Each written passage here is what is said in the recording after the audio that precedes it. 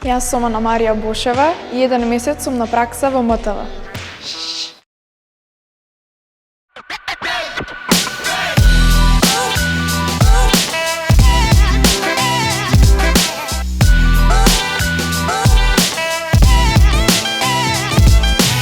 Само апели и едукација, шарфланинскиот ноасив не може да се заштити.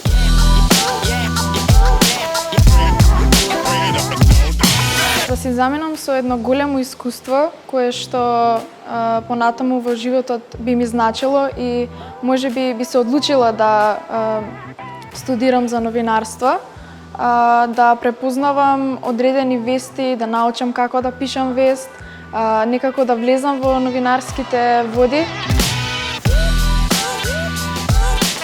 Најинтересно до сега ми беше снимањето во Овсовата.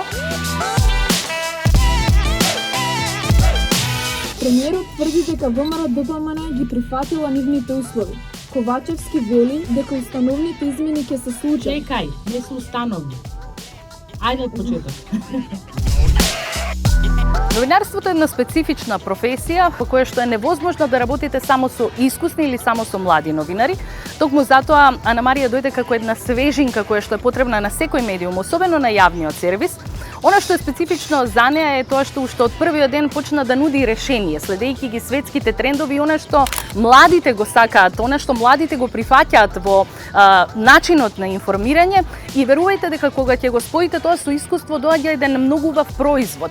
И прифати да го отстапат премиерското место на ВМРО-ДПМН. 15-то издание на Битвест 2023 се иселиле повеќе од 150.000 млади луѓе од нашата држава. Пријатно!